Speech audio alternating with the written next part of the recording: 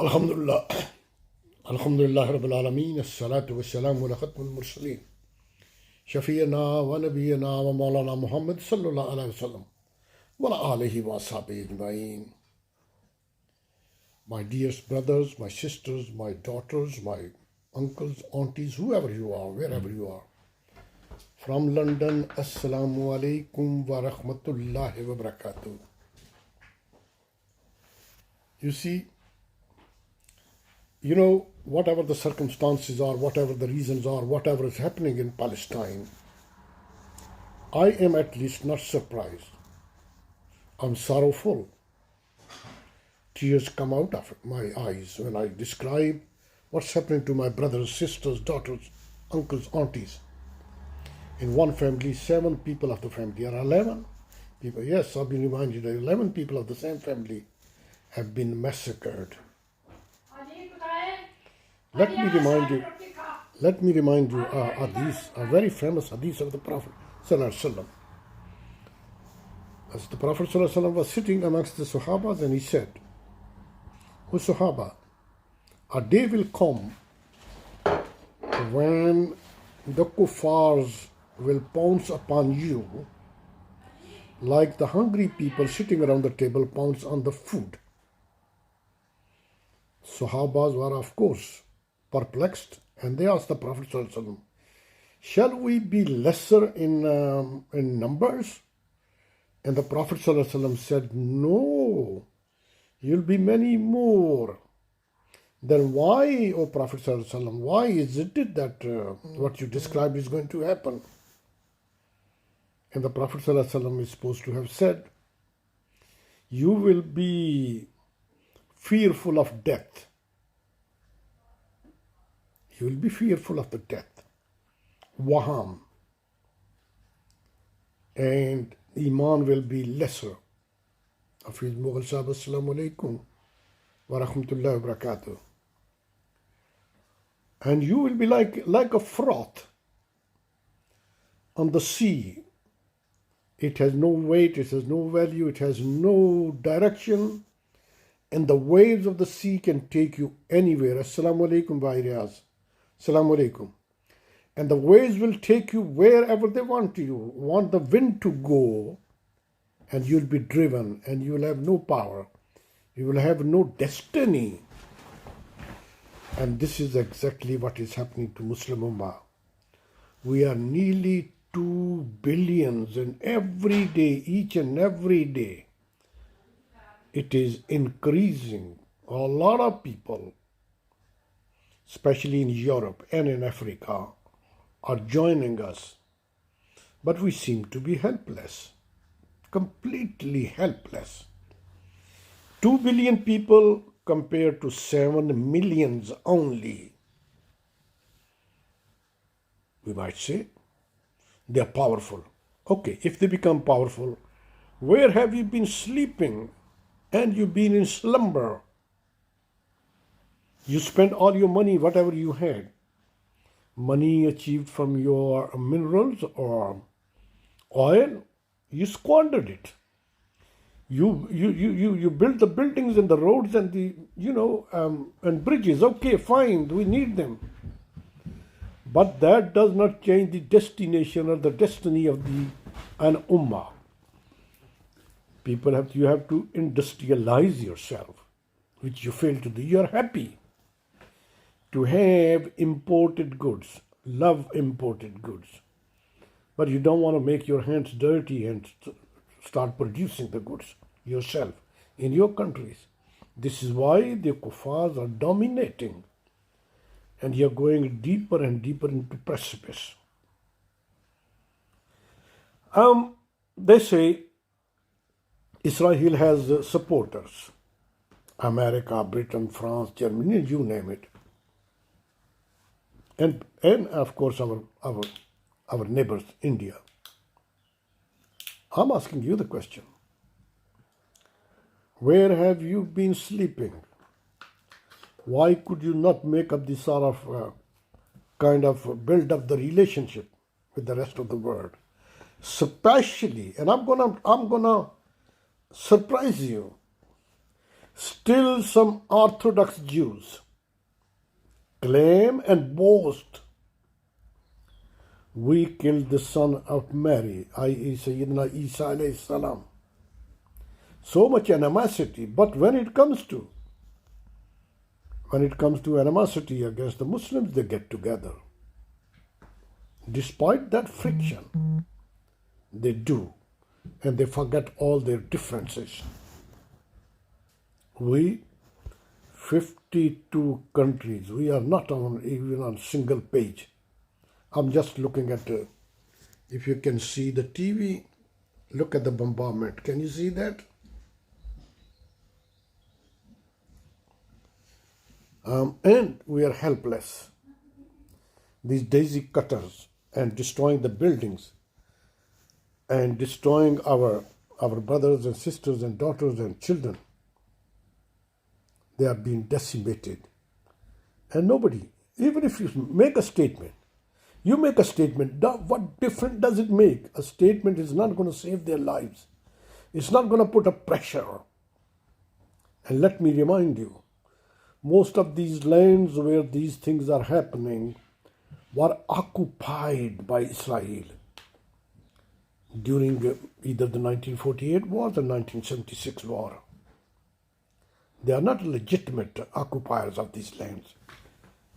Any other country in the world, if they want to do this, there would be daisy cutters and cruise missiles falling on them. But not in this case, because the recipients of all this brutality are the Muslims, not the Christians, not the Hindus, not the Jews. That is the state of affairs. In my opinion, until and unless all the Muslim countries become self-sufficient and don't rely upon the aids. America has given us two kinds of aids. One is the financial aids and the other one is medical condition, which we all are aware of. We don't need both. We don't need either. We need to stand on our own feet. Somebody asked me the other day, you say too much about these things, but you don't go to Pakistan. Why don't you go? Or why don't you go to Palestine? First of all, I'm 77 years old, or young. Secondly, I tried. I went to Pakistan. In 1975, I went to Pakistan and served there, one of the biggest projects as a financial controller. But they don't let you stay there. And that was after 11 years stay in England. I went back and I thought, okay, that's my future.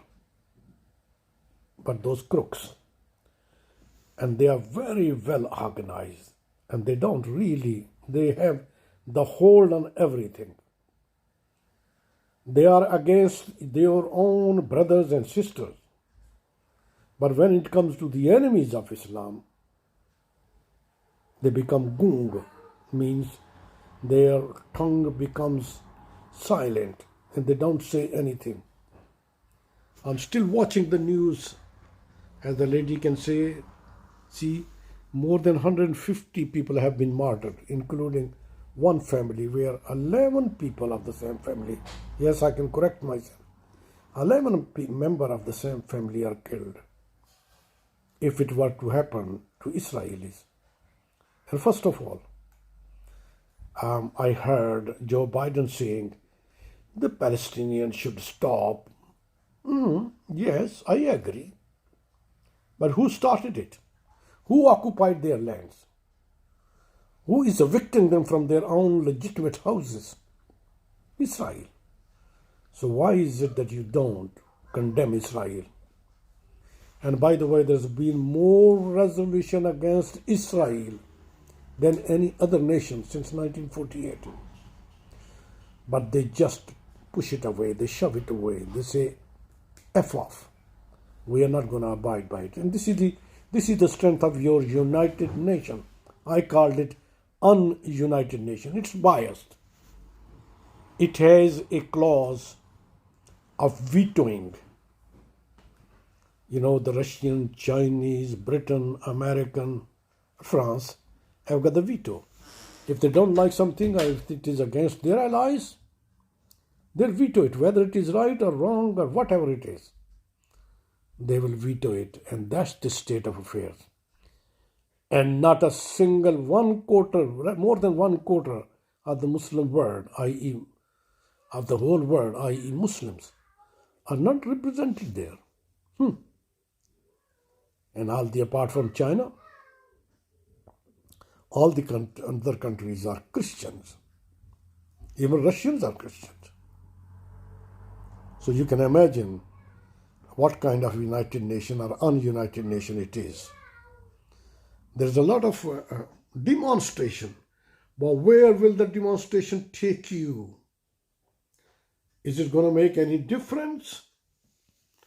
They say, show off. We are not interested in you. The only solution is to be able to defend yourself financially, militarily, and intellectually. Otherwise, you will be doomed till the day of Qiyamah. Okay, my brothers and sisters, support the Palestinian. I do. I'm not afraid, whatever the consequences are.